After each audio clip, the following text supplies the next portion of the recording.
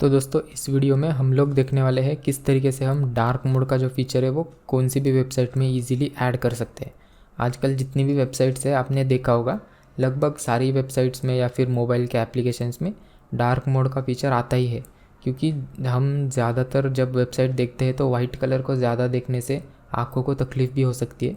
तो dark mode का feature जब हम ऑन करते हैं तो सारे कलर्स ब्लैक और या फिर डार्क हो जाते हैं, जिससे कि आँखों को थोड़ा आराम मिलता है। इसीलिए रेकमेंडेड यही होता है कि हम डार्क मोड में वेबसाइट्स को देखें, क्योंकि उससे आँखों को कम तकलीफ़ होती है। तो कौन सी भी वेबसाइट में डार्क मोड का फीचर डालना बहुत ईजी होता है। जितने भी कलर्स हम पूरी वेबसाइट में यूज़ कर रहे हैं बस उनको स्विच करके हमें डार्क मोड के कलर्स यूज़ करने हैं। लेकिन हर जगह पे वो कंसिस्टेंट रहे, इसी को हमें देखना पड़ता है सारी वेबसाइट में कि कहीं इनकन्सिस्टेंसी हो गई तो कुछ जगह पे लाइट कलर दिखेगा, कुछ जगह पे डार्क दिखेगा, तो उसे हमें अवॉइड करना है। तो वही हम इस वीडियो में देखेंगे कि किस तरीके से हम डार्क मोड और लाइट मोड का जो फीचर है वो पूरी वेबसाइट पे कंसिस्टेंट रखेंगे। इस वीडियो में हम एंगुलर मटेरियल यूज़ करने वाले हैं। तो टेक्नोलॉजी की साइड में बात करूँ तो एंगुलर का 17 वर्जन हम यूज़ करेंगे, जिसमें एंगुलर मटेरियल भी इंस्टॉल करूँगा मैं। और एंगुलर मटेरियल का थीमिंग भी मैं आपको एक्सप्लेन करूँगा, किस तरीके से थीम हम बनाएंगे, लाइट थीम और डार्क थीम, और उसको डायनामिकली स्विच भी करेंगे। तो वीडियो इंटरेस्टिंग होने वाली है, स्टार्ट से लेके एंड तक ज़रूर देखें। और अगर कोई डाउट हो तो कमेंट सेक्शन में आप ज़रूर पूछ सकते हैं। तो यहाँ पे आप देखेंगे तो एक हेडर है, बेसिक हेडर, जिसमें एक डार्क मोड का स्विच करने का एक बटन है, टॉगल बटन, और एक मेनू का बटन है जिसमें 2 लॉगिन लॉगआउट ऑप्शन है। फिर एक साइड नैव है जिसके अंदर ये एलिमेंट्स है, लिंक्स है, जो कि अभी काम नहीं करने वाले। और उसके बाद कंटेंट के अंदर एक हेडिंग डाल के मैंने बेसिक लिस्ट डिस्प्ले करी है, और नीचे एक बटन है। अब इस बटन पे मैं क्लिक करूँगा तो ये स्नैक बार भी दिखेगा, जिससे कि क्या होगा, ये सारे, अब ये देखिए जब हम लाइट मोड में रहते हैं तो स्नैक बार डार्क होता है, और डार्क मोड में जाएंगे तो वो लाइट होता है, तो वो भी हमें चेंज होता हुआ दिखेगा, इसीलिए मैंने वो ऐड कर दिया। तो यहाँ पे लगभग सारे कंपोनेंट्स ही ऐडेड है। अब जैसे ही मैं इस पे ऊपर क्लिक करता हूँ तो ये मोड, इसका डार्क मोड बन गया। अब जो पहले ब्लू कलर था ये पर्पल बन गया, क्योंकि अब डार्क मोड में ये पर्पल है, और ये ब्लैक हो गया है। लिस्ट के पीछे शैडो आ गई है, लेकिन शैडो की कलर चेंज नहीं हुई। और जो ये लिस्ट, ये हेडिंग का जो कलर दिया था मैंने पहले, एक्सेंट का कलर था पिंक, अभी ग्रीन कलर हो गया। बटन का भी वही था। अब स्नैक बार देखेंगे तो पहले डार्क था, अब लाइट हो गया, क्योंकि मटेरियल की थीमिंग इसी तरीके से काम करती है।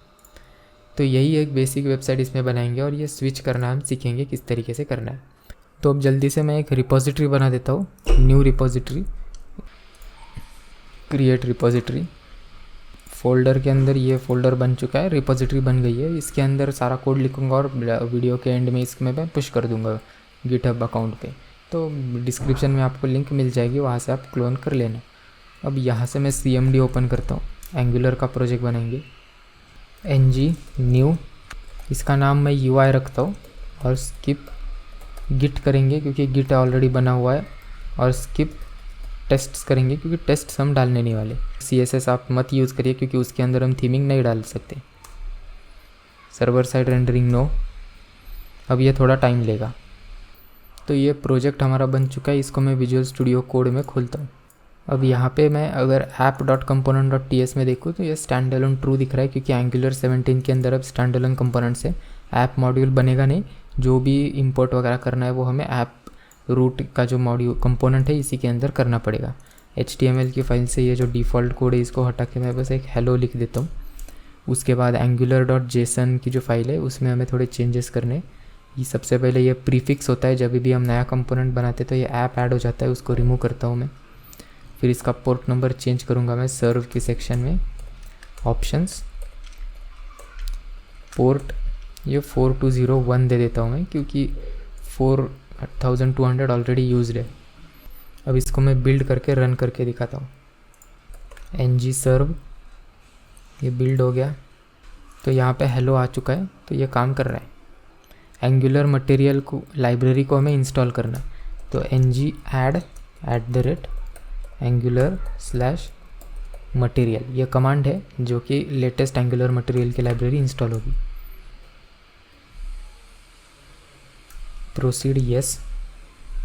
अब ये थीम कौन सी चाहिए वो पूछेगा, हम बाद में डायनामिकली थीम बनाने वाले हैं, लेकिन अभी कुछ तो सिलेक्ट करना पड़ेगा, इसीलिए हम एक लाइट थीम सिलेक्ट करेंगे। तो यहाँ पे ये सारे थीम को पूछ रहा है, मैं जो इंडिगो पिंक है वही ले लेता हूँ। Typography yes, animations yes. तो सारे फाइल सब अपडेट हो चुके हैं। अब एंगुलर मटेरियल का एक बटन मैं डिस्प्ले करके देखता हूँ। अब हमें अगर बटन डिस्प्ले करना हो तो पहले उसका मॉड्यूल इंपोर्ट करना पड़ेगा। तो import mat button module @angular/material/button, और ये मॉड्यूल हमें यहाँ पे इंपोर्ट करना पड़ेगा। और HTML की फ़ाइल में मैं इसकी जगह पे एक बटन एलिमेंट लेता हूँ, प्राइमरी रख देता हूँ। दोनों को सेव किया। अब ये ऐसे दिख रहा है क्योंकि ये ठीक से लोड नहीं हुआ, तो मैं एक बार इसको बंद कर देता हूँ और वापस ng सर्व करता हूँ। तो ये वापस सब कुछ बिल्ड करेगा और सर्व करेगा। अब देखिए, अब ये आ गया बराबर, प्राइमरी कलर में बटन आ चुका है। तो एंगुलर मटेरियल इंस्टॉल हो गया है। अब यहाँ पे आपने देखा होगा कि एक बटन डिस्प्ले कराने के लिए मुझे इंपोर्ट स्टेटमेंट लिखना पड़ा, उसे इंपोर्ट करना पड़ा। वैसे अगर मैं 10-15 कंपोनेंट यूज़ करूँगा तो प्रॉब्लम हो जाएगा, बार बार मुझे वो इंपोर्ट करते बैठना पड़ेगा। इसके लिए मैंने, आप मेरी पहले की वीडियोस देखते तो आपको पता होगा, मैं एक एंगुलर मटेरियल नाम का एक मॉड्यूल ही बनाता हूँ। उसके अंदर सारे मॉड्यूल्स को इंपोर्ट करता हूँ और एक ही बार में वो मॉड्यूल इंपोर्ट कर देता हूँ यहाँ पे, तो अपने आप सब कुछ इंपोर्ट हो जाता है। तो वही मैं यहाँ पे करने वाला हूँ। ng जनरेट मॉड्यूल मटेरियल, ये मटेरियल मॉड्यूल के अंदर सब इंपोर्ट करेंगे। तो ये सारे इंपोर्ट के जो भी जितने भी मॉड्यूल्स हैं मटेरियल में, वो सब कुछ मैंने यहाँ पे लिस्ट लेके रखी है और सब इंपोर्ट कर रहा हूँ एक ही बार में। और सारी चीज़ें हम यहाँ पे एक्सपोर्ट कर देंगे, ताकि जहाँ पे भी ये मटेरियल मॉड्यूल इंपोर्ट होगा वहाँ पे ये सारे अपने आप अवेलेबल हो जाएंगे। अब यहाँ पे बटन की जगह पे मैं मटेरियल मॉड्यूल को इंपोर्ट कर देता हूँ। अब सारे एंगुलर मटेरियल के जो कंपोनेंट्स है वो अवेलेबल हो गए। अब ये लोड होने के बाद भी बटन डिस्प्ले हो जाना चाहिए। तो ये बटन डिस्प्ले हो रहा है, यानी कि मॉड्यूल बराबर काम कर रहा है। तो अब हम मटेरियल के सारे कंपोनेंट्स यूज़ कर पाएंगे। तो अब ये जो हमने स्ट्रक्चर बनाया था पहले, मैं बेसिक स्ट्रक्चर, हेडर, साइड ना और ये जो बीच में कंटेंट था ये डाल देता हूँ जल्दी से। ज़्यादा कुछ एक्सप्लेन करूँगा नहीं क्योंकि इसकी उतनी ज़रूरत है नहीं, बाद में जब हम थीम सीखेंगे तो आपको पता चली जाएगा। तो हेडर के लिए मैंने टूल बार यूज़ किया था। तो ये HTML की फ़ाइल में बटन निकाल के मैं एक टूल बार डाल देता हूँ, कलर उसका प्राइमरी होगा, और उसमें मैंने बस एक CRUD एप्लीकेशन लिख दिया है। इसके बाद हमारा टॉगल बटन आएगा। तो एंगुलर मटेरियल के अंदर मैट स्लाइड टॉगल बोल के एक कंपोनेंट होता है, उसका कलर मैं एक्सेंट रखता हूँ और डार्क मोड लिख देता हूँ। तो जब हम क्लिक करेंगे तो ये एक्सेंट कलर में दिखेगा। उसके बाद हमारा अकाउंट का ये सर्कल आएगा और क्लिक करने के बाद मेनू ऑन होगा, तो वो मेनू का कंपोनेंट आएगा उसमें। वो जो सर्कल दिखता है वो आइकॉन बटन है, जिसमें ये आइकॉन का नाम है अकाउंट सर्कल। तो ये कुछ ऐसे दिखेगा। अब इसको क्लिक करने के बाद मेनू का कंपोनेंट ट्रिगर होना चाहिए। अब एंगुलर में मेनू का कंपोनेंट उनकी वेबसाइट से आपको मिल जाएगा कोड, मैट मेनू बोल के है। टेम्पलेट वेरिएबल बनाओ और इसका जो टाइप है वो यहाँ पे डाल दो, मैट मेनू, और फिर मेनू के एक एक आइटम यहाँ पे डाल दो। मैंने 2 ही डाले। अब ये जो मैंने नाम दिया मेनू, इसको हमें करना है trigger, mat menu trigger for menu, यानी कि इस पर क्लिक करेंगे तो ये मेनू का कंपोनेंट ट्रिगर होगा। अब सेव किया, क्लिक किया तो देखिए लॉगिन लॉगआउट यहाँ पे आ गया।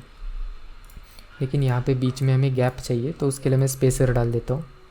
तो ये डिवाइडर का एक डिवीजन एलिमेंट होता है। बेसिकली ये टूल बार जो है वो डिस्प्ले फ्लेक्स होता है, और ये डिवाइडर को हम फ्लेक्स 1-1 ऑटो कर देंगे, तो बची हुई सारी जगह ये डिवाइडर ले लेगा। अब इसकी CSS फाइल में डिवाइडर को फ्लेक्स 1-1 ऑटो यहाँ पे बन चुका है। अब साइड नैव डालेंगे हम। तो मैट ड्रॉअर कंटेनर बोल के एक कंटेनर का कंपोनेंट आएगा, उसके अंदर जो लेफ़्ट साइड में साइड नैव आता है वो मैट ड्रॉअर का नाम है उसको, और फिर जो हम कंटेंट डिस्प्ले करेंगे वो मैट ड्रॉअर कंटेंट के अंदर आएगा। तो अभी कुछ दिखेगा नहीं क्योंकि कुछ है ही नहीं इसके अंदर। तो मैं इसमें एक नेविगेशन लिस्ट डालता हूँ, स्टैटिक लिस्ट है, कुछ भी नहीं है, लिंक 1 डाला है मैंने, ये चलेगा भी नहीं। इसका कंटेंट में मैं एक हेडिंग डाल देता हूँ, लिस्ट ऑफ पीपल। तो अब ये दिखेगा आपको। इसकी हाइट सेट करनी पड़ेगी तब जाके ये ठीक से दिखेगा। अपना जो ऐप कंपोनेंट यानी कि पूरा होस्ट कंपोनेंट है, उसको मैं हाइट उसकी पूरी 100 व्यू हाइट करूँगा, जितना पेज है उतना, और डिस्प्ले फ्लेक्स करके फ्लेक्स कॉलम। उसके बाद अपना जो मैट ड्रॉअर कंटेनर था 1-1 ऑटो कर देंगे, तो बची हुई जितनी भी जगह है वो ये ले लेगा। तो ये 1-1 ऑटो बहुत काम की चीज़ होती है, आप इसको मत भूलिए। और इसके अंदर जो अपना मैट ड्रॉअर था, यानी कि ये जो अपना साइड नेविगेशन का जो पैनल है, इसकी विड्थ में 200 पिक्सल और पैडिंग भी डाल देता हूँ। इसके बाद ये हेडिंग के नीचे मैं लिस्ट डाल देता हूँ। तो यहाँ पे एक मैं मैट लिस्ट डाल देता हूँ जिसके अंदर मैंने स्टैटिक डेटा डाला है। ये मैट एलिवेशन का क्लास डाला है जिससे कि पीछे शैडो आ जाएगी। और उसके नीचे जाएगा अपना सेव का एक बटन जो कि एक्सेंट में होगा। अब इस जल्दी से CSS डाल देता हूँ बटन, और ये लिस्ट जो है इसकी विड्थ में 500 पिक्सल रख देता हूँ और इसके ऊपर मैं पैडिंग डाल दूँगा इस। तो बटन और मैट लिस्ट दोनों की विड्थ मैंने 300 पिक्सल कर दी और मार्जिन इसमें थोड़ी टॉप में डाल दी, तो ये कुछ ऐसे दिखेगा। अब जब मैं सेव पे क्लिक करूँगा तो मैट स्नैक बार दिखना चाहिए। तो उसके लिए हमें वो इंपोर्ट करना पड़ेगा, constructor private snack bar mat snack bar. Save snack bar में ओपन नाम का फंक्शन होता है, इसमें हम मैसेज डालेंगे ओपन, और जो बटन डिस्प्ले होगा वो ओके का होगा, बस इतना ही लिखना है। और जब हम क्लिक करेंगे तो वो कॉल होना चाहिए। सेव किया तो देखिए यहाँ पे मैट स्नैक बार आ गया। तो यहाँ पे हमारा जो बेसिक स्ट्रक्चर था वेबसाइट का वो बन चुका है। अब हम ये थीम को किस तरीके से डालना है वो हम देख सकते हैं। तो उसके लिए सबसे पहले आपको एंगुलर में थीमिंग किस तरीके से होती है, dark theme, light theme, colours किस तरीके से बनते हैं वो जानना पड़ेगा। तो उसके लिए मैंने एक छोटी सी 3 स्लाइड वाली PPT बनाई है, वो मैं एक्सप्लेन करने वाला हूँ आपको। अगर आपको ऑलरेडी पता है सब कुछ पहले ही तो आप दिए डिस्प्ले किए हुए टाइम स्टैम्प पे स्किप कर सकते हैं, डायरेक्ट आप कोड करना चालू कर दीजिए वहाँ से। लेकिन पहले मैं कंसेप्ट एक्सप्लेन करने वाला हूँ आपको, तो अब वही करूँगा मैं। तो एंगुलर की एक वेबसाइट होती है थीमिंग की, angular.io, और थीमिंग की वेबसाइट ये आपको मिल जाएंगी गूगल पे। इसको आप ज़रूर रीड करिए, ये अच्छी वेबसाइट है। मैंने भी इसी को रीड करके सीखा है थीमिंग। तो एंगुलर थीमिंग कोई भी वेबसाइट जब हम डिस्प्ले करेंगे तो सबसे पहले उसमें कुछ कलर्स होने वाले हैं। ब्लू कलर होगा, ये पिंक कलर है, और ये वार्निंग में रेड कलर आएगा, ये वाइट कलर बैकग्राउंड में है। ये सारे कलर्स होने वाले हैं उसके अंदर। लेकिन वो कलर जो है उसमें भी अलग अलग शेड होने वाले हैं एक कलर की। ये ब्लू है, इसका लाइट वर्जन भी होगा, डार्क वर्जन भी होगा, वो भी हमें डिस्प्ले करना है। तो ये सारी चीज़ों का कॉम्बिनेशन ही एक थीम होती है। तो उस थीम के अंदर एक कंसेप्ट होता है पैलेट बोलती है। तो a palette is a collection of different shades of one colour, यानी कि एक ही कलर के अलग अलग शेड का जो कलेक्शन होता है उसे हम पैलेट कहेंगे। अब ये इसका भी एक्सेस आपको मिलेगा ये वाली वेबसाइट पे। ये सारे वेबसाइट्स में डिस्क्रिप्शन में डाल दूंगा, वहाँ से आप ले सकते हैं। तो material.io के अंदर नीचे आप अगर यहाँ पे स्क्रॉल करेंगे तो 2014 डिज़ाइन कलर पैलेट्स आ जाएंगे आपको। इसमें क्या है कि एंगुलर मटेरियल के जो डेवलपर्स है उन लोगों ने ऑलरेडी कलर्स सिलेक्ट करके रखे हैं हमारे लिए, ताकि हमें बार बार कलर कॉम्बिनेशन में कन्फ्यूजन ना हो। उन्होंने ऑलरेडी सब कैलकुलेशंस वगैरह करके ये सारे कॉम्बिनेशंस बनाए हैं, तो ये अच्छे ही दिखने वाले हैं वेबसाइट में। तो ये रेड कलर का पूरा एक शेड है, 0 से 50 से चालू होगा और ये 900 तक जाएगा, और लाइट से लेकर डार्क तक जाएगा। तो यहाँ पे each colour in the shade is called as hue, यानी कि ये एक कलर जो है इसको हम 50 ह्यू बोलेंगे। ये 100 का ह्यू है, 200 और ये 900। तो एक कलर मतलब एक hue. Each hue in the material palette is arranged from lightest to darkest and given the number from 50 to 90। तो जो नंबर उसको मिलेगा उससे हम वो लाइट है कि डार्क वो देख सकते हैं। 900 मतलब सबसे डार्क होगा और 50 मतलब सबसे लाइट होगा। This palette is represented as a SAS map. अब ये जो पैलेट है पूरा, इसको हमें ये सारे हेक्स कोड मटेरियल की लाइब्रेरी में फीड करने पड़ेंगे, और वो हम मटेरियल में SAS यूज़ करते हैं। तो SAS के अंदर मैप नाम का कंसेप्ट होता है कुछ इस तरीके से, जो PPT में दिखाया मैंने ये इमेज। तो इंडिगो पैलेट बोल के नाम होगा उस मैप का, और उसमें उसकी प्रॉपर्टी का नाम होगा 50 जो आइडेंटिफायर है, और उसकी वैल्यू उसका कोड होगा 100, ये 200 और ये 900 तक जाएगा। और कॉन्ट्रास्ट के भी कलर होते हैं, जो कि क्या होगा कि अगर मैं 300 यूज़ कर रहा हूँ तो उसके ऊपर कॉन्ट्रास्ट में जो कलर सूट कर रहा है मैं वो यूज़ करूँगा। तो उन्होंने वो कैलकुलेट करके ही वो कलर बनाए हैं, तो वो अच्छे ही दिखेंगे अगर आप यूज़ करेंगे तो ये कॉन्ट्रास्ट के कलर A नाम से चालू होते हैं। अगर आप यहाँ पे नीचे देखें तो A100, A200 वगैरह ऐसे कॉन्ट्रास्ट के कलर्स है ये। तो ये 10 कलर यहाँ और ये 4-5 कलर यहाँ पे, तो 15-20 कलर जो है वो मिलाकर एक पैलेट बनेगा। तो अगर आपको खुद का पैलेट, खुद के कलर कॉम्बिनेशंस डालने हैं रिसर्च वगैरह करके, तो आप इस तरीके से एक पैलेट बना सकते हैं। लेकिन एंगुलर मटेरियल के अंदर रेड, पिंक, पर्पल, ये इंडिगो, ये पैलेट ऑलरेडी बने हुए हैं, हमें बनाने की ज़रूरत है ही नहीं। यहाँ पे इंडिगो पैलेट दिया है। उसके बाद आता है what is a theme. As per material specification a website can have at least 3 colours, primary, accent and warn. तो जो पैलेट अभी मैं बता रहा था उसके जैसे 3 पैलेट्स हमें टोटल चाहिए, एक प्राइमरी कलर को डिस्प्ले करने के लिए, एक एक्सेंट कलर को, और दूसरा वार्निंग को डिस्प्ले करने के लिए। और एक फ़ॉन्ट भी होगा जो पूरी वेबसाइट में डिस्प्ले होगा। इस केस में ये वाला फ़ॉन्ट है, लेकिन इसको हम चेंज नहीं करेंगे। अब प्राइमरी कलर जो होता है वो वेबसाइट के अंदर जो ज़्यादातर केसेस में दिखेगा वही होगा। यहाँ पे ये ब्लू कलर है, तो अगर मैं मैट का कार्ड यूज़ करूँगा तो उसका बैकग्राउंड कलर मैं प्राइमरी कर सकता हूँ। तो वेबसाइट के अंदर जो ज़्यादातर केस में यूज़ होता है कलर वो प्राइमरी कलर है। और कुछ जगह पे अगर हमें हाईलाइट करना है, जैसे कि ये बटन को मैंने हाईलाइट किया है, कोई स्पेसिफिक मैसेज वगैरह हाईलाइट होना चाहिए यूज़र का वहाँ पे, तो वहाँ पे एक्सेंट कलर हम यूज़ कर सकते हैं। और वार्निंग तो अगर कोई एरर वगैरह आया, एरर डिस्प्ले कर रहे तो वहाँ पे वार्निंग होगा। और बची हुई सारी जगह पे ये वाइट कलर है। अगर डार्क थीम हम यूज़ करेंगे तो ब्लैक कलर आ जाएगा। तो ऐसे कुछ कलर्स है, तो इन सब का कॉम्बिनेशन मिलाकर ही ये थीम बनेगी। तो primary colour is the most frequently displayed colour, accent is use for highlighting, warn is use for warning. Collection of this 3 colours and a font is called a theme. तो ये 3 colour का और ये font का combination बन के theme बनती है।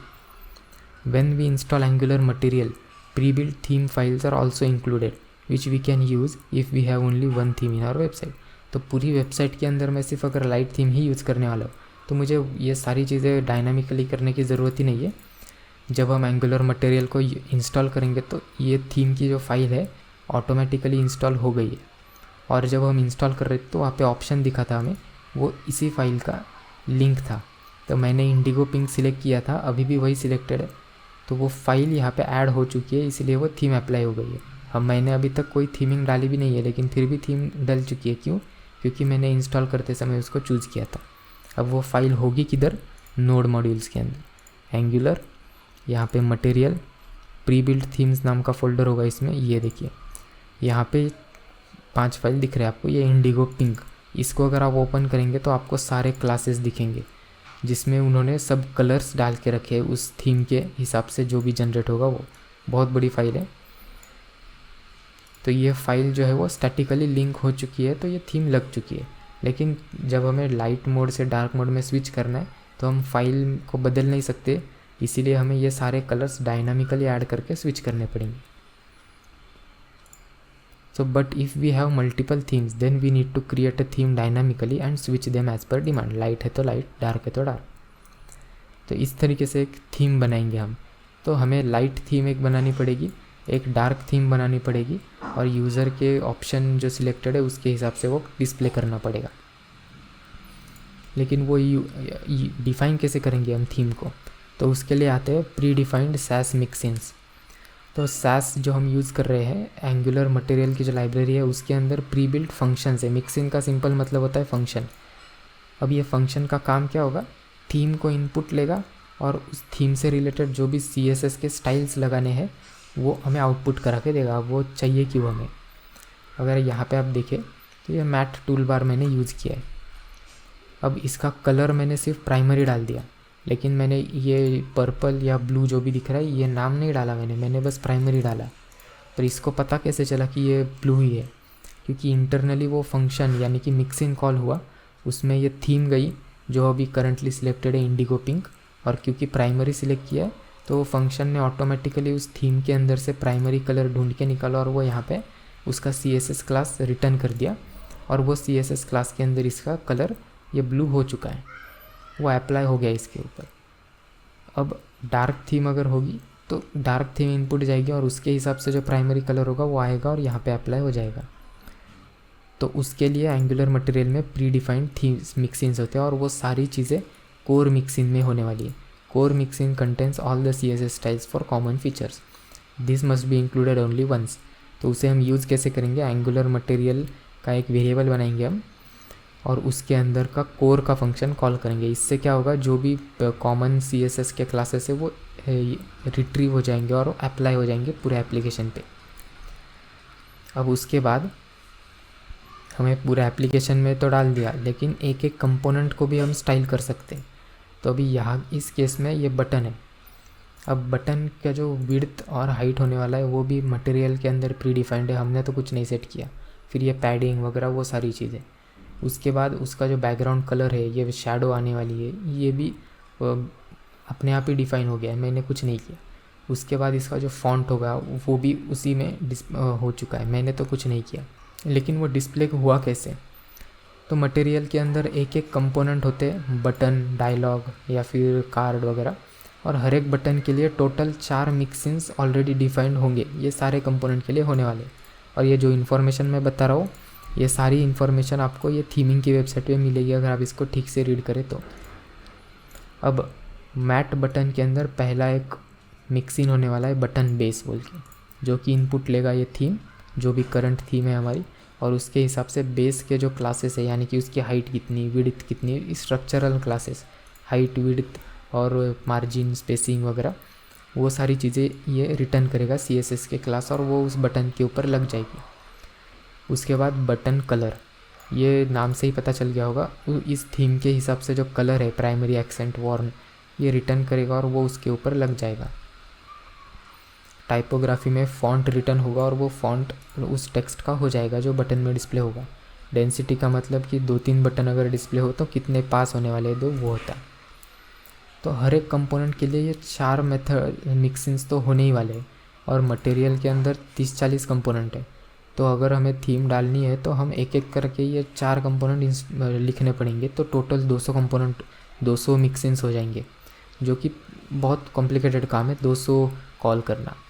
तो उसको, इस प्रोसेस को इजी करने के लिए उन्होंने नया मिक्सिंग बनाया है थीम बोल के। ये क्या करेगा, इंटरनली ये चारों मिक्सिंग को कॉल करेगा और वही काम करेगा, बस चारों को एक साथ रिटर्न करेगा, जिससे कि हमारे 4 कॉल्स बच गए। लेकिन फिर भी 30-40 कंपोनेंट है, तो ये भी हमें हर एक कंपोनेंट के लिए अलग अलग कॉल करना पड़ेगा 30-40 बार। तो इसी को और इजी बनाने के लिए उन्होंने ऑल कंपोनेंट्स के मिक्सिंग भी बना के रखे। तो ऑल कंपोनेंट बेसिस नाम से पता चल गया होगा, एक एक करके सारे कंपोनेंट के बेस मिक्सिंग्स को कॉल करेगा। ऑल कंपोनेंट कलर्स, एक एक करके सारे कंपोनेंट के जो कलर के मिक्सिंग है वो कॉल करेगा। तो हमें अगर सिर्फ कलर चेंज करना है तो ये मिक्सिंग कॉल करेंगे। और इन चारों का जो बेस जेनेरिक मेथड है वो है ऑल कंपोनेंट थीम्स। ये मिक्सिंग क्या करेगा, एक थीम इनपुट लेगा और सारे कंपोनेंट के सारे CSS के क्लासेस रिटर्न कर देगा।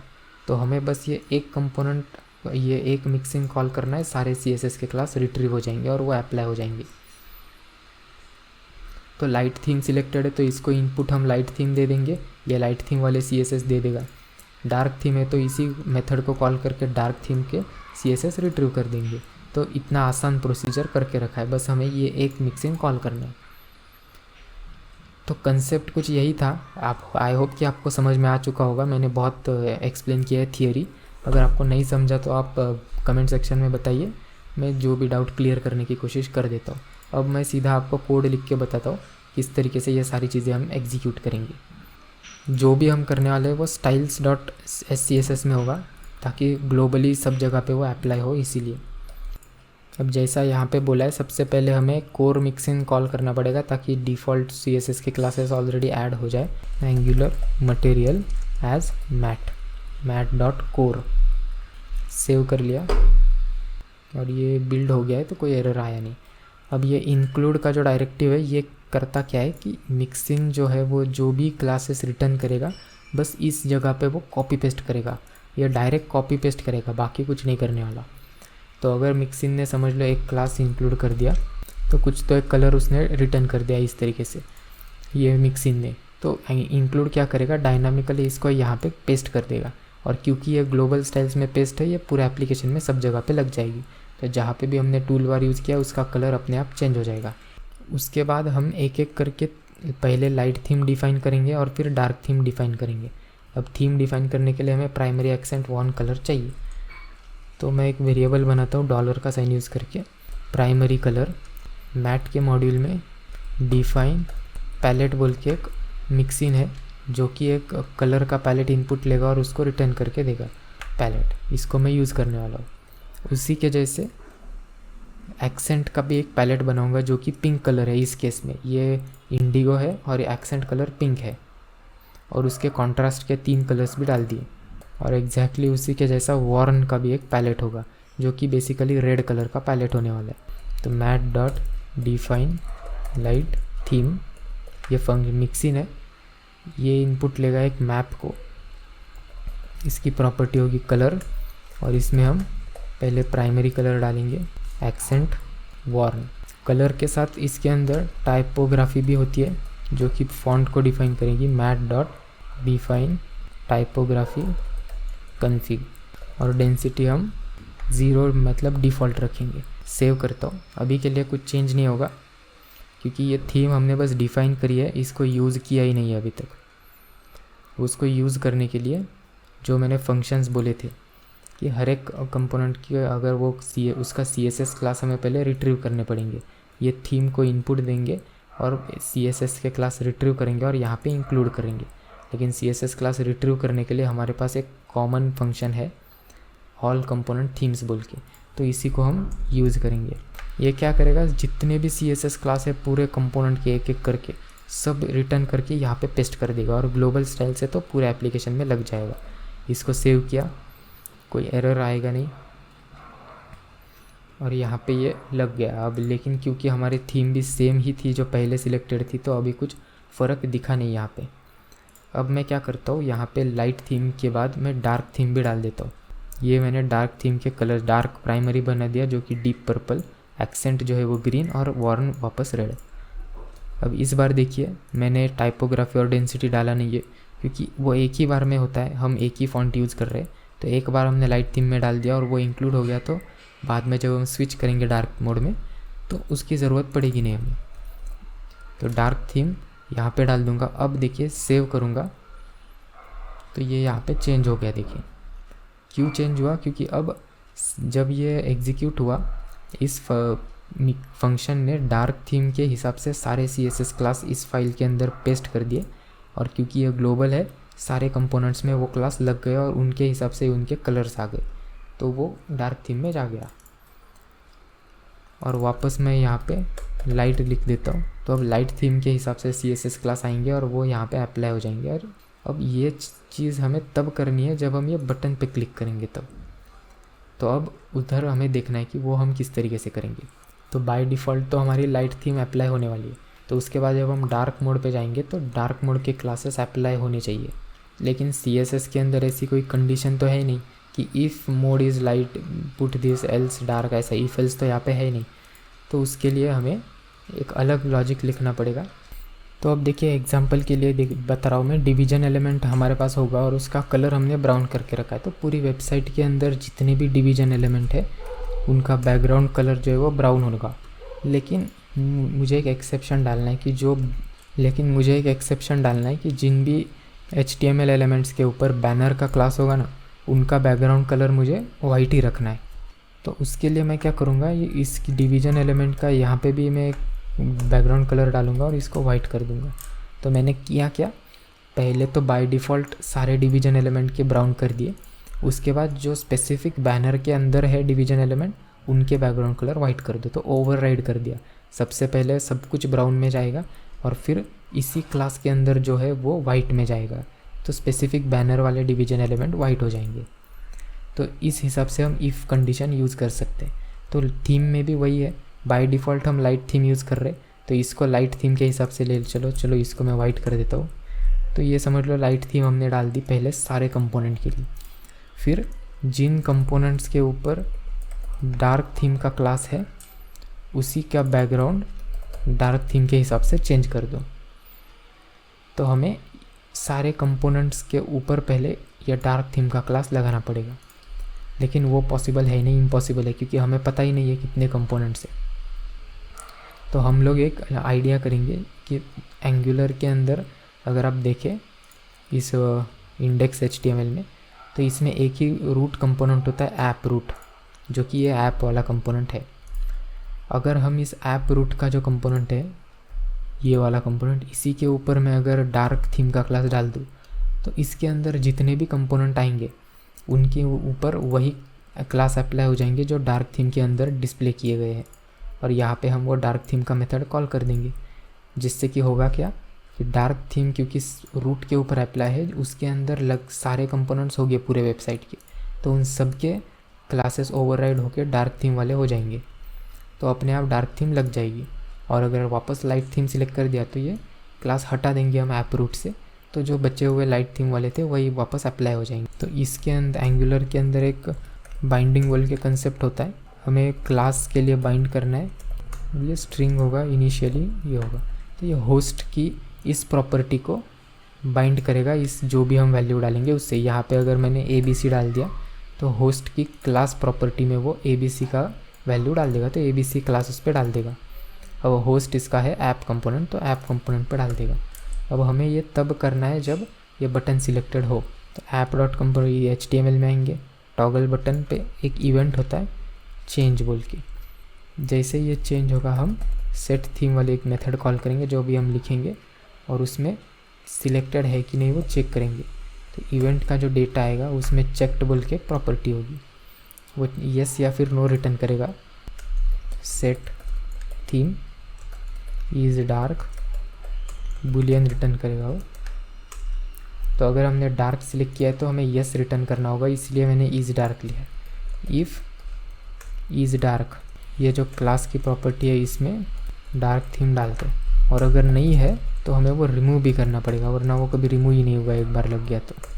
ये रिमूव कर देंगे इस तरीके से। इसको मैं सेव करूँगा। अब इंस्पेक्ट करके देखेंगे हम, ये ऐप रूट है, सिलेक्ट किया तो इसके ऊपर डार्क थीम लग गया। अनसिलेक्ट किया तो ये क्लास निकल गया, वापस सिलेक्ट किया तो क्लास आ गया और ये निकल गया। तो ये तो क्लास जा रहा है और आ रहा है, तो ये तो हो गया। अब इसके बाद स्टाइल्स में आएंगे और यहाँ पे हम लिखेंगे डार्क थीम का क्लास होगा, तो उसके अंदर हम इंक्लूड कॉल करेंगे मैट डॉट कंपोनेंट थीम्स और इसमें डाल देंगे डार्क थीम। अब डार्क थीम के सारे CSS इसके अंदर लग गए, तो डार्क थीम के अंदर जितने भी कंपोनेंट्स हैं उनके ऊपर वो CSS क्लास लगा दो। अब डार्क थीम के अंदर सारे ही कंपोनेंट्स आएंगे क्योंकि ये ऐप रूट पे है, तो सभी कंपोनेंट पे डार्क थीम लग जाएगी। सेव, बिल्ड एरर आ गया है। अब ये चेंज हो चुका है, ये देखिए लाइट हो गया, ये डार्क हो रहा है, लेकिन बिल्ड एरर क्या आया है, styles are generated density styles are generated multiple times. ये इसलिए क्योंकि लाइट थीम के टाइम हमने ये डेंसिटी जनरेट किया। अब जैसा कि मैंने आपको एक्सप्लेन किया था, ये थीम्स का जो क्लास है वो टाइपोग्राफी का भी इंटरनली कॉल करने वाला है मिक्सिंग। तो हमने ऑलरेडी लाइट थीम के दौरान टाइपोग्राफी कॉल किया था, डार्क थीम के भी दौरान वापस कॉल कर रहे हैं, तो ये डुप्लीकेट हो गया। तो इसको अवॉइड करने के लिए हम क्या करेंगे, डार्क थीम में सिर्फ कलर का मिक्सिंग कॉल करेंगे, जिससे कि सिर्फ कलर के ही CSS जनरेट होंगे। ऑल कंपोनेंट कलर्स कर दो। अब बिल्ड होने के बाद एरर देगा ही नहीं, लाइट हो डार्क हो, अब ये बराबर स्विच हो रहा है। तो अभी लाइट थीम है तो ये वाला मेथड कॉल हो गया है और लाइट थीम के CSS लग गए। अब जैसे ही हमने डार्क मोड पे टॉगल किया तो रूट कंपोनेंट पे डार्क थीम का क्लास लग गया। तो इतना सिंपल कंसेप्ट था, लेकिन यहाँ पे एक प्रॉब्लम है, ये मेनू का जो बैकग्राउंड है वो वाइट दिख रहा है। जैसे ही डार्क मोड करता हूँ ये फिर भी वाइट ही है, ये डार्क में नहीं गया। ये मैट स्नैक बार यहाँ पे डार्क में है, लेकिन ये यहाँ पे लाइट नहीं हुआ। तो इसको भी ये इसलिए नहीं हुआ क्योंकि जब ये स्नैक बार या फिर मेनू के बटन्स बनते हैं तो यहाँ पे बनते हैं, वो ऐप रूट के अंदर नहीं बनते, वो बनते ऐप रूट के साइड में एक दूसरा डिवीजन एलिमेंट होता है ओवरले बोल के, वहाँ पे। तो ऐसे मैं इस पर क्लिक करता हूँ, देखिए इसमें ऐड हो गया ये ओवरले का कंपोनेंट, मेनू का कंपोनेंट। ऐप रूट के अंदर है ही नहीं, वो बाहर है। तो इसका कंसेप्ट आपको पता चल गया होगा। हमें ये डार्क थीम का क्लास इसके भी ऊपर के लेवल पे डालना है, यानी कि बॉडी के ऊपर। अब बॉडी के ऊपर डालेंगे तो जितने भी बॉडी के अंदर सब कुछ है तो सब कुछ डार्क में कन्वर्ट हो जाएगा। लेकिन अब यहाँ पे एक प्रॉब्लम है कि जिस तरीके से हमने यहाँ पे एक्सेस किया होस्ट बाइंडिंग, हम बॉडी को एक्सेस नहीं कर सकते क्योंकि बॉडी एक कंपोनेंट नहीं है, वो HTML का एक एलिमेंट है। तो उसको रिट्रीव करने के लिए हमें एंगुलर का रेंडरर यूज़ करना पड़ेगा, जो कि HTML को डायनामिकली चेंज करने के लिए यूज़ होता है। ये रेंडरर 2 बोल के आएगा, इसको मैं अब हटा देता हूँ, इसकी ज़रूरत नहीं। ऐप पे हम डालेंगे ही नहीं, हम बॉडी पे डालेंगे। ये रेंडरर के अंदर ऐड क्लास मेथड होगा, जो भी एलिमेंट हम पास करेंगे उसके ऊपर ये वाला क्लास ऐड हो जाएगा। तो डॉक्यूमेंट डॉट बॉडी के ऊपर डार्क थीम ऐड कर दो, और एल्स के अंदर आपको पता चल ही गया होगा रिमूव क्लास होगा सेम। सेव किया, इंस्पेक्ट करेंगे। अब ऐप रूट की ज़रूरत, ऐप रूट के ऊपर है ही नहीं, अब इसके ऊपर हमें देखना पड़ेगा। डार्क मोड, इसके ऊपर डार्क लग गया, ये स्विच तो हो गया। अब मेनू को देखूंगा तो ये भी डार्क में चला गया है, क्योंकि अब ये ओवरले बॉडी के अंदर आता है तो ये भी डार्क हो गया। और सेव पे क्लिक किया तो ये लाइट हो गया, क्योंकि डार्क मोड के अंदर ये लाइट होता है। तो अब यहाँ पे काम कर गया। तो इधर तक तो आपको समझ में आ चुका होगा हम क्या कर रहे हैं। लेकिन इस वेबसाइट में अगर आप देखें तो मैंने इसमें भी कलर डाला है, जो कि एक बेसिकली हेडिंग टैग है, और वो भी चेंज हो रहा है। तो अगर आप HTML में देखें तो ये नीचे H2 का टैग है, लिस्ट ऑफ पीपल। अब इसकी मैं CSS में जाता हूँ तो कंटेनर के अंदर H2 का टैग है, इसका कलर जो है ये एक्सेंट का कलर हमें डालना है। तो एक्सेंट का कलर हम वो वेबसाइट से ले सकते हैं, कलर सिस्टम। ग्रीन है तो ग्रीन का ये 400 का कलर है, तो अब देखिए यहाँ पे ग्रीन आ गया, लेकिन ये लाइट मोड सिलेक्टेड है, ग्रीन आ गया। डार्क मोड में तो बराबर है, लेकिन लाइट मोड में चेंज नहीं होगा क्योंकि हमने स्टैटिकली डाला है। तो हमें एक मैकेनिज़्म ये भी चाहिए कि अगर हमें वेबसाइट के कंपोनेंट्स में मैनुअली कलर डालना पड़े तो वो भी वो थीम के हिसाब से ही हो, और थीम चेंज होने के बाद वो भी चेंज हो। तो इसको भी हम कर सकते हैं। वो कैसे करेंगे? इधर से ही करेंगे। जो भी वेरिएबल्स हमें बनाने हैं कलर के, वो हम इस बॉडी एलिमेंट के अंदर बनाएंगे, ताकि बाय डिफ़ॉल्ट वो वेरिएबल्स हम यूज़ कर पाए। जैसे कि अब एक्सेंट का जो कलर अभी मैंने बोला वो यहाँ पे आएगा। अब ये जो वेरिएबल है बॉडी के एलिमेंट के अंदर कहीं पे भी मैं इसको यूज़ कर सकता हूँ, ये आपको पता होना चाहिए। CSS के वेरिएबल है।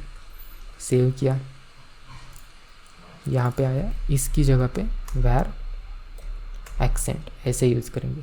सेव किया तो ये कलर बराबर आ गया। ये कलर जो है वो डार्क मोड का कलर है, इसका लाइट का एक्सेंट का वर्जन होगा पिंक, तो वो मैं यहाँ पे डाल देता हूँ। ये पिंक कलर यहाँ पे डाल दिया, तो अब ये पिंक हो गया। लेकिन डार्क मोड में भी पिंक होगा। तो अब हम क्या करेंगे, सेम को डार्क थीम का जो क्लास है इसके ऊपर मैं इसको ओवरराइड कर देता हूँ। वेरिएबल नेम सेम है लेकिन वैल्यू ओवरराइड हो गई, अब ग्रीन हो गई है। तो अब लाइट मोड में ये एक्सेंट का कलर दिखेगा, डार्क में जाएगा तो इसका कलर ओवरराइड हो जाएगा और ग्रीन हो जाएगा। तो ये वाला कंसेप्ट हमें यूज़ करना है। तो इसी के जैसे बाकी के भी वेरिएबल्स बना देता हूँ। प्राइमरी, एक्सेंट और वॉर्न के लिए 3 सिलेक्ट कर दिए मैंने। और ये ऑन सरफेस, मतलब सरफेस के ऊपर अगर एक्स्ट्रा कलर डिस्प्ले करना है तो लाइट में वो ब्लैक कलर होगा। और एग्जैक्टली सेम नाम के साथ डार्क में भी हमें ओवरराइड करना है। ऑन सरफेस मतलब वाइट होगा डार्क मोड में। अब वो कलर हम किधर भी यूज़ कर पाएंगे। इसको मैं अगर प्राइमरी भी कर दूँ तो अब ये प्राइमरी के कलर आएंगे ब्लू, और इधर जाऊँगा तो ये पर्पल। वॉर्न तो सेम है। ऑन सरफेस देखता हूँ अभी, ऑन सरफेस यहाँ पे ब्लैक आएगा और लाइट मोड में ये वाइट हो जाएगा ताकि दिखेगा। तो अब ये वेरिएबल्स पूरी वेबसाइट में हम कहीं पे भी यूज़ कर ले। थीम स्विच करेंगे तो कभी भी इनकन्सिस्टेंसी होगी नहीं, एक वक्त में सब कुछ चेंज हो जाएगा। तो इस तरीके से मैंने सारे सिनेरियोज़ को यहाँ पे कवर कर लिया है। पूरी वेबसाइट में आप इन्हीं 3 चीज़ों को यूज़ करेंगे। पहले डिफ़ॉल्ट कलर चेंज करो, उसके बाद जो ओवरले कंपोनेंट है उसके कलर चेंज करो, और फिर जो मैनुअली एडेड कलर्स है उसके भी कंपोनेंट चेंज कर दो। लेकिन तो यही पूरी वेबसाइट में इतना ही था, बस ये चीज़ आपको देखनी पड़ेगी। styles.css में 2 थीम्स डिफ़ाइन कर दो, और फिर by default light theme apply होगी, और अगर डार्क थीम का क्लास बॉडी पे है तो डार्क थीम का अप्लाई होगा, और जो वेरिएबल्स है वो भी उसमें ओवरराइड हो जाएंगे। यही सेम कंसेप्ट आपको कोई भी वेबसाइट में अप्लाई करना है, ईजिली आप डार्क मोड अप्लाई कर पाओगे। लेकिन यहाँ पे एक और प्रॉब्लम है, इसको मैं रिफ़्रेश करता हूँ तो ये वापस डिफ़ॉल्ट लाइट में जाता है। मुझे क्या करना है कि जो मैं डार्क में स्टोर करूँगा तो वो स्टोर हो जाना चाहिए ब्राउज़र में, ताकि बाद में जब मैं वेबसाइट खोलूँ तो डार्क मोड ही रहे जो मैंने पहले सिलेक्ट किया था। तो बहुत ईजी है, कुछ भी नहीं है उसमें। जब हम डार्क थीम सेट करने वाले हैं तो इधर लोकल स्टोरेज में थीम प्रॉपर्टी को डार्क हम सेट करेंगे, और जब हम एल्स में जाएंगे तो लाइट सेट करेंगे, जिससे कि हमें पता चलेगा कि पहले हमने क्या रखा था। और इसको मैं इम्प्लीमेंट करता हूँ ऑन इनिट से। मेथड भी लिख देंगे, ये ऑन इनिट की मेथड है, और यहाँ पे मैं कॉल करूँगा सेट थीम, और पैरामीटर में जाएगा get I theme equal to dark, यानी कि डार्क है कि नहीं वो हम सेट करेंगे। अगर है तो वापस डार्क सेट कर दो। सेव किया तो अब लाइट में जाएगा, रिफ़्रेश करूँगा तो देखो लाइट ही हो गया। अब ये डार्क में सेव हो गया ब्राउज़र में, तो इंस्पेक्ट करो, एप्लीकेशन, यहाँ पे देखो तो थीम डार्क होगी। रिफ़्रेश कर दूंगा तो ये डार्क ही रहेगा, चेंज नहीं होगा जो पहले सिलेक्ट किया था। और लाइट कर दिया तो अब ये लाइट सेट हो गया। रिफ़्रेश कर दिया तो ये लाइट ही हो गया। लेकिन ये बटन का प्रॉब्लम हो गया। रिफ़्रेश कर दिया, थीम तो डार्क हो गई, लेकिन ये बटन भी डार्क में ही आना चाहिए। तो उसके लिए भी एक वेरिएबल बना देंगे हम, इज़ डार्क, बुलियन होगा, बाय डिफ़ॉल्ट होगा फॉल्स। ये हम लेंगे इज़ डार्क में, ये सेव करेंगे और यहाँ पे इज़ डार्क सेट कर देंगे। और HTML के अंदर जहाँ पे ये टॉगल बटन था, इसमें चेक्ड बोल के एक एट्रीब्यूट है, इसको हम इज़ डार्क में डाल देंगे। अगर ट्रू है तो चेक्ड कर दो, वरना अनचेक्ड ही रहने दो। अब डार्क था ऑलरेडी तो ये सिलेक्ट हो गया। इसको बंद करके नई URL ओपन करो, ये डार्क मोड में ही ओपन होगा क्योंकि वो सेव हो गया है। तो इस तरीके से हमारी वेबसाइट बहुत जो है वो बन चुकी है, जहाँ पे हम light mode dark mode easily switch कर पा रहे हैं। तो ये वीडियो के अंदर इतना ही था। आई होप कि आपको सब कुछ समझ में आ गया होगा। जितना डिटेल में है उतना डिटेल में मैंने एक्सप्लेन करने की कोशिश करी है। फिर भी अगर आपको कोई डाउट हो तो आप कमेंट सेक्शन में ज़रूर बताइए। तो अगर आपको ये वीडियो पसंद आई हो तो वीडियो को लाइक और शेयर करना बिल्कुल भी ना भूलें और चैनल को सब्सक्राइब ज़रूर करिए। वीडियो देखने के लिए धन्यवाद।